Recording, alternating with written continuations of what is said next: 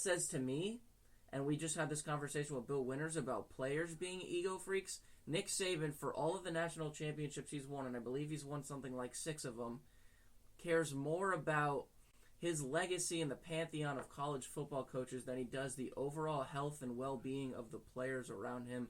And that is exactly what I got from that in that 40-second video. I was like, that's everything I need to know. And if anybody were to tell me why they dislike Nick Saban, that video clip right there was the perfect evidence to justify and solidify my opinion on that, because I lost all respect for a guy who I thought is arguably the greatest college coach of all time.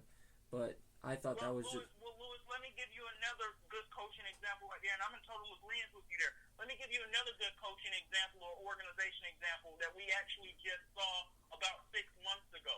Steve Kerr, Bob Myers, and Joe Lacob of the Golden State Warriors. Kevin Durant goes down with that injury, and all of a sudden everybody is hushed now. Nobody wants to say anything. Mr. I have an opinion about everything, Steve Kerr, he was quiet on that subject. Bob Myers, the fake crocodile tears at the podium, quiet on that subject. Joe Lacob didn't have too much to say. But you kept hearing these rumblings of things coming out. Kevin's being pressured to play. The players are pressuring him to play. Something's going on. They know if they have Kevin, that they can come back and they can win this series, which was very obvious in the first 11 minutes that he played in that Game 5. Nobody's doubting that. As is, nobody's doubting that Tua makes Alabama better. Here's the fact of the matter. These are 2 great players in their respective sports who were injured coming into games that they had no business playing in. And you need someone in your circle sometimes who is going to look out for the better good of the investment going forward. Who's going to help look out for the future here?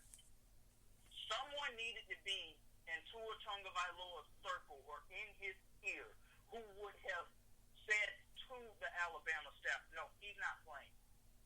Someone needed to step up and say that. Tua needed to step up and say, he needed somebody in his ear to say that. I don't expect Tua or Kevin Durant or any other high-level player or player period in a sport to say that they're going to sit out because they're too injured. These guys are competitors. They're ultimate competitors. They want to play no matter what. But sometimes you have to be the voice of reason for somebody in those lines to prevent them from doing further damage to whatever it is that they have going on.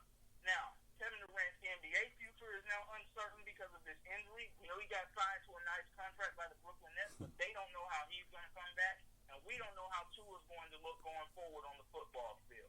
Just an absolutely shameful, disgraceful display by the Alabama Crimson Tide and Nick Saban, and as you said, Louis, we see exactly what they're all about, and I could care less if Alabama ever wins another national championship again, because clearly that's all you are about. At least I get this thing from Dabo Swinney that shows me that he actually cares about his players as people first and foremost. Now, when Clemson starts winning even more championships, will he possibly change too?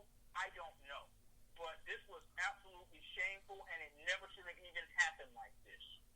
Yeah, I personally could care less about Saban anyways, no matter whatever happens. Number one, I'll take him a little bit further. Forget about the fact that he leapfrogs from college job to college job, whether you're going from Michigan State, whether you're going from Michigan State over to LSU, down to Miami, all the way to Alabama, blah, blah, blah. And his unceremonious exit when he left the Dolphins to Alabama was about the classless thing I've ever seen. 1 minute you're here, I'm not going anywhere, the next minute you don't.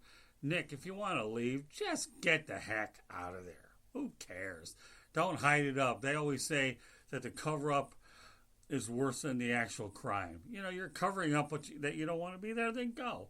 I mean, Bill Davidson a while back with the Pistons said, when Larry Brown made a boneheaded move, that the Knicks job is my dream job. Well, you know what Bill Davidson did? He said, here, Larry, take $25 million and go away. That's what he did. And you know what? I could care less about Nick Saban, okay? He does win. He'll go to the Hall of Fame. He'll have an incredible legacy that will last a long time. And when the time comes from Alabama. I only pity the guy that's got to follow him, because then Alabama's going to go through a million coaches, okay, to find the next one. Of course, by then I'll be long dead anyways. It really won't matter, okay? But the reality is this. I could really care less about Nick Saban. I hate the guy's guts. You know, I mean, he is what he is. Makes a good living doing what he does. He's produced a lot of professional players that have made a lot of money. And he's at arguably the best school in the country, at least the way they've done things the last several years. So, to me, Nick Saban is what he is.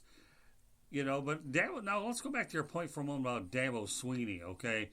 I don't think he'll ever change like a Nick Saban. If I've never met the guy, but perhaps down the road I will. You never know where the trails lead. I wouldn't be surprised if a guy like Dabo Swinney's a guy that, you know, he's got a good heart and mind, and don't think he's not paying attention in the recruiting wars, how Saban's handled guys that are hurt, that this is exactly how it's not going to happen here. You know, I mean, look at all the college coaches that have made mistakes when you're dealing with a young athlete, and that could be a real and the rare. Think about that down the road if we ever take it to another level, how the DJ Durkin thing worked out in Maryland. Again, that's something for down the road. But when you talk about players' best interest in coaches, it's another story. Why does the DJ Durkin come into mind? Well, you know what? You have to talk about what's in the best interest of the player is what you have to do. You know what I mean? And again, these guys, forget about the fact they're getting paid a scholarship, and whatever they get for that scholarship money that we've talked about before is another animal. But, you know, I mean, but I hope that a lot of coaches take what happened with Saban and they bury him with this. Now you have the perfect opportunity to take a negative situation and make somebody pay for it and learn from it. And I mean pay for it and learn from it. You know what I mean? And that's what life is all about, right, Xavier? Yes. You have to learn from these kinds of things. We have that in moments of broadcasting where, you know, we all make mistakes and we have to learn from it. Unfortunately, sometimes people learn and sometimes people don't learn. You know, and that's just what it's all about. But let's keep it on college football for a moment, okay? And the reality of the situation being what it is, okay? That even though we're singling Saban out, maybe Jalen Hurts knew more than we thought we knew about the guy. Let's give Jalen Hurts a little credit here. And let's not lose sight of the fact that I never thought Tua was ever the number one pick in the draft anyways. Just because a guy plays for a major college institution doesn't mean he's guaranteed to be number one.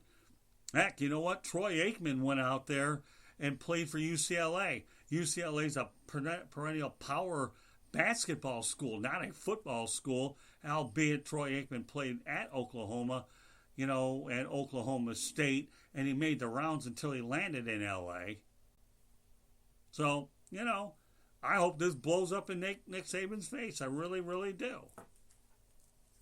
You know, and that's just the way it is. We'll see what happens down the road. But I really am hoping, okay, and I don't say a lot about praying very often, but I pray that Alabama loses a game or two and that they don't even get a sniff at the Final Four. They don't deserve it.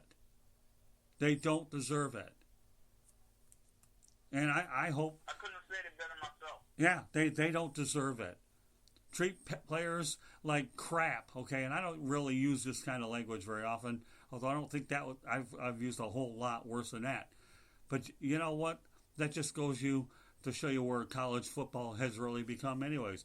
You talk about the corrupt nature of the whole thing. How long did it take for college football to even come up with a 1+ system when we're dealing with the polls to decide, where lower levels have a full-fledged playoff? Even the NCAA tournament has more merit than this. Because why are you playing a guy? To get in the Final Four. If you had a playoff system, it would be a different story anyways. It goes deeper than 4. And then you have an opportunity to go a little deeper. You know? So, I know you tend to get emotional about this stuff, and rightfully so. But there's a difference between your emotion, okay, versus a lot of other emotions. Yours comes with facts, is what it comes with, okay? And anybody that can sit here and give me enough facts to back up their opinions and stay on track when they do it, then there's that thing called credibility. You know what I mean? You stay on track when you're trying to prove a point. And that's what you do time and time again. That's why no matter what we talk about, whether it's a sports-related situation or whether it's a non-sports relation, I don't care what we put on here as long as I know we keep it interesting, real, and informative. But who cares about Nick Saban? But I hope, but we'll see. I mean, when you start looking at college football at all right, let's forget about Nick Saban for a moment, okay? We'll talk about college football another time. Who would you like to see win the national championship?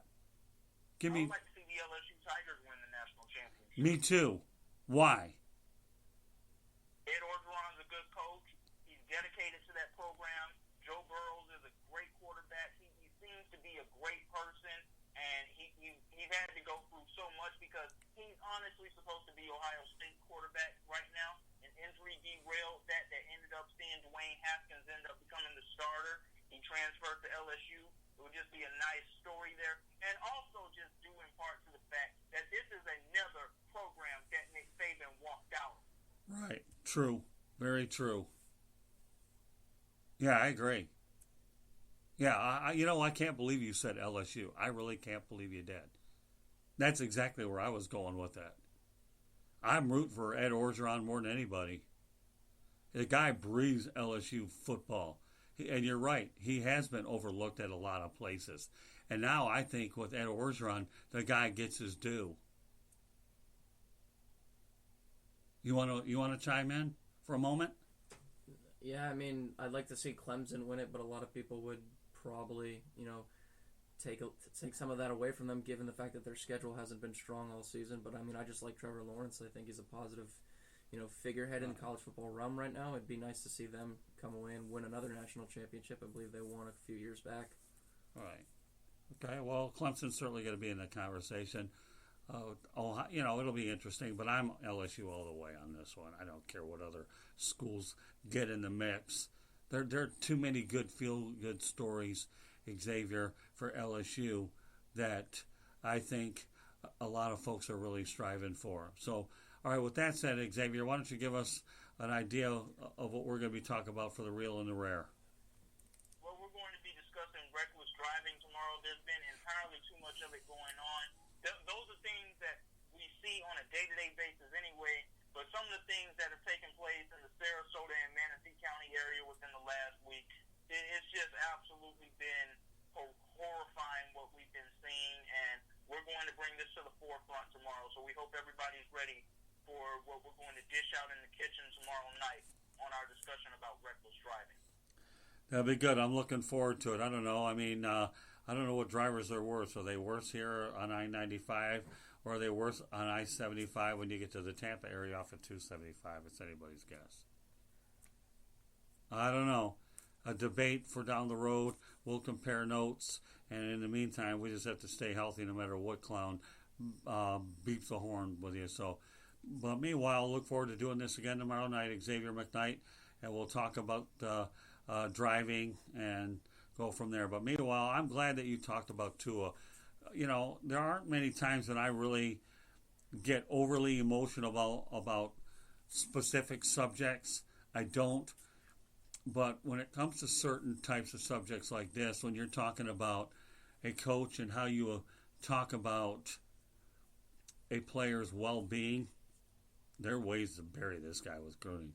There really are. Will anybody be able to do it effectively? I don't know. Who knows? I don't have a fortune. I don't have a crystal ball in front of me to think that that's definitely the case. Okay? But to me, the way I look at it is, you just have to do what you got to do and look out for the player's best interest. You really do. So, but meanwhile, I know we had a few initial technical problems here on the Sports Exchange, but I'm glad we're going to end it on a high note. But on behalf of all of our guests tonight, Ryan Skolrud, who will talk more depth about fantasy football tomorrow, David Levin, Frank Lodato, Mike Santos, Damon Knight, Tom Shanahan, Bill Winters, and of course Xavier McKnight. Louis Andy Weiss is in the studio. We want to say everybody have a